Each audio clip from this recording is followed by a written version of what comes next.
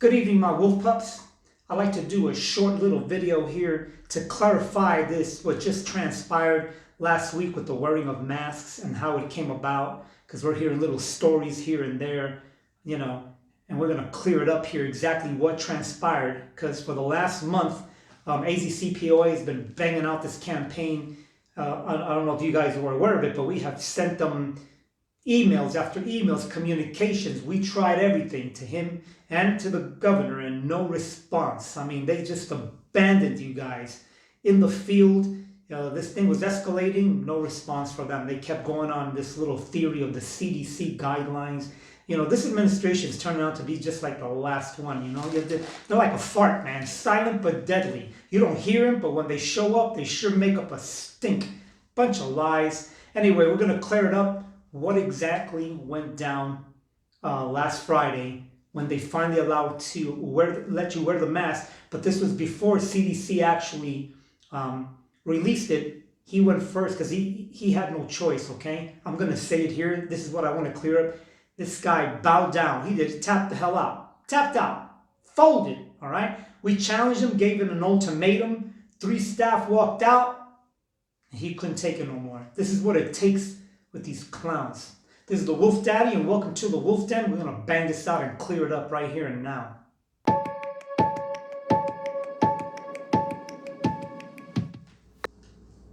So yeah, man, this guy came, brand new director, came from Hawaii, fooled everybody, man, fooled us. I mean, he was tall, handsome, looked like a prince, got his brown uniform, trying to be one of us. Turned out to be a toad, man. Horrible. He even met with the organizations, certainly met with me, President Menke and Lieutenant Haas, who's the chapter president for Lewis. We met with him. He was courteous, receptive to courtesy. Even joked and clowned on him with the uniform. But we gave him a chance, man. We gave him a chance, and he faltered, man, unfortunately. He did good for a while, though.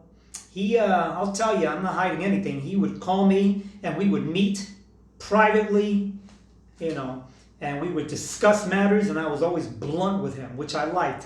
He took it like in the chin like a champ, man. I would sit there and tell him what a bunch of dirtbags he still got surrounding him up there, and I named them, did all that, showed him evidence and stuff, and he just nodded there like a log, pretending like he's listening. And then one day, like Bobby Fischer back in the 1960s, he just disappeared, man. Horrible, horrible. You want to do that, then don't blame us when we do what we got to do. And that's what we did. When this coronavirus came out, we approached them and we said, we predict, man, this was a month ago. This is going to get bad. And we got staff out there, and when, we thought this was common sense. Nothing. 5 emails later with no responses to him or the governor.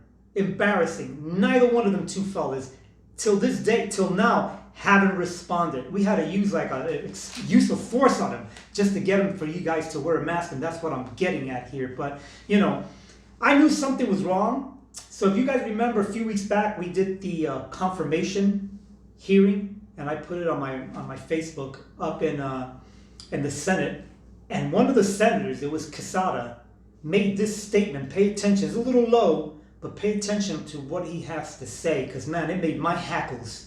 It made my wolf ears stand up. Tougher situations that you have to deal with moving forward, and there's things in your past that we've looked and we found that aren't shiny, and we could have delved into those, but I think this is a fresh start for you. Did you guys hear that? Something in your background that, did you see the guy to his right? He did a quick turn, like, what the hell are you doing here? And say you're throwing him under a bus and revealing that. We knew something was wrong, man, And but I gave him the benefit of the doubt, and boy, that turned out bad. He came in here again, like I said, with a bang. He even, here's a good one. He's got his administrators reading this. You guys seen this book, Extreme Ownership, written by United States Navy SEALs, and good book, I get it. I was in the military like everyone else, and I got to tell you, man, that's got nothing to do with the price of eggs. No disrespect to the SEALs, but this is the whole, we know our culture. We know what to do. For this guy to come in and give us a book like we're supposed to get militarized, because he was, he did a few years in the military, we should have known something was wrong, man. But again, we gave him a benefit of the doubt. But when this virus hit, he came apart, man. He just abandoned everyone, you know. And they keep asking him about the mask because a lot of people are out there saying, well, he's not really prohibiting. Yes, he was. I had captains and other people saying, trying to defend him on Facebook, saying he's letting us. Shut up, all of you. You know who you are. You know who you guys are. Shut the hell up. He wasn't letting him do anything. He just barely did it now, okay? Then he went on Fox 10. They asked him the question, what did he do? Like a magician, he tap danced around. He even pulled a rabbit out of the hat. Did you guys see? You gotta see the clip. Here he is being asked about the mask, and watch what he pulls out of his pocket. I can't wear a mask. We spoke with Corrections, Rehabilitation, and Reentry Director David Shinn, who says PPE is allowed when appropriate. We have actually come up with guidance for our staff, which gives them the opportunity to identify when the PPE is required and the level of PPE that is required. Shinn says the department has no inmates who have tested positive. The hell was that piece of paper? Huh? Yeah, it was a prop piece of paper. You see his face, his body language, uncomfortable.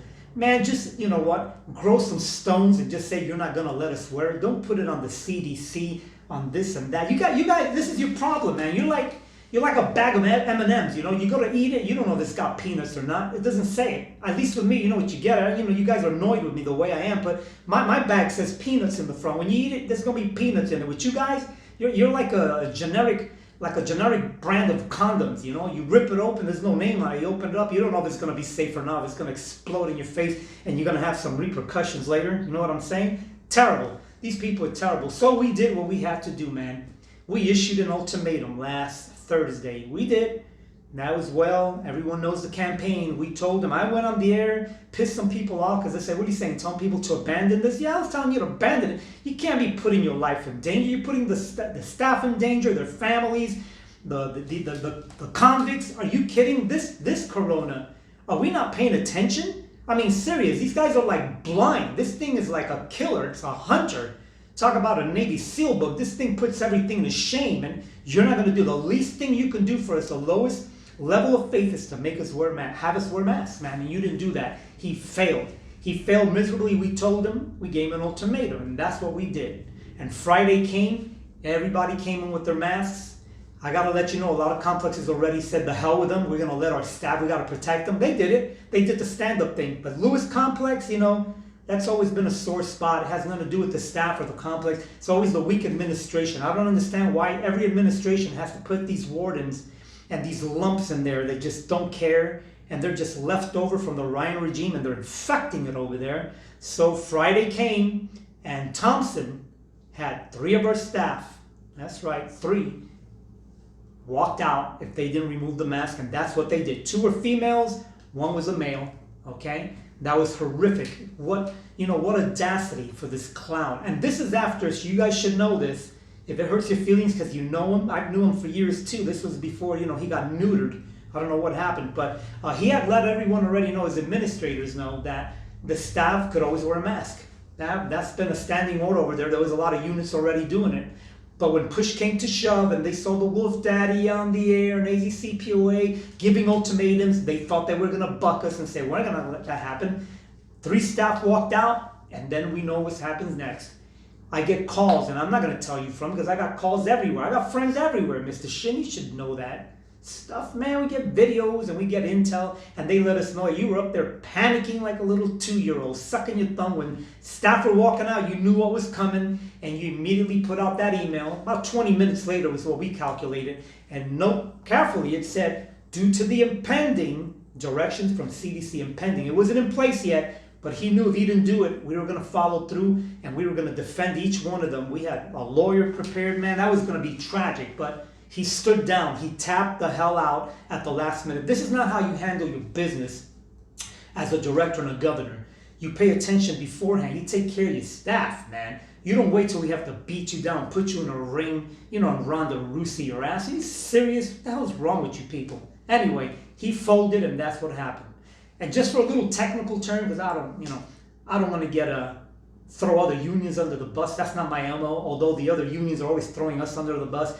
Right after this, we had a bunch of clowns, and one of them was some dude, I think from Florence, making little underhanded behind our back passive aggressive, because that's the way these clowns work. No, they never want to be face to face. You know, like I always said, my bag always says peanuts on them. I don't know, these condoms, I don't know, they're like generic, so I don't know who they are. But here he is saying that in Iraq, and when he was there, apparently he's a hero fighting. He never let his team down by not completing a mission or abandoning. No one abandoned anyone here, okay? Cowboys, stand that down. You were put in danger. You're telling me in the military, if they told you go walk into an ambush and get everyone killed, you were going to do it because that's your job? Yeah, you must have done a bang-up job over there. Give me a break. Anyway, so that's where we're at, man. Let's dispel the rumors. He bowed down. See what happened when you guys stick together? That's why we call ourselves the Wolf Den, all right? These are you guys. I'm telling you, if you get together, you form two fists, and when you do, we can point them at anyone, and they'll bow down. This is not over. They're making us wear those cloth ones. That's CDC guideline. This is going to get worse before it gets better, folks. You got to watch each other, take care of each other. We're going to up the ante. We're going to try to get better masks. We have to. This is, you know what? This virus is taking care of our business anyway. It's dictating how things are going to go. And these guys are not just defying us. They're defying you, but they're defying this virus, and this virus is putting them in check. You know, they were hiding the fact that Winslow had some staff, you know, tragic, that have the virus. There was some in Tucson. They're everywhere, and they're trying to hide the numbers. You guys saw that on the news. You got the warden and Winslow. That's another one. You know, these guys just fell out. Immediately apologizing. He didn't mean to hide it. Try to boomerang his bullshit to Channel 15 that they're trying to get a story. We're not trying to make a story here.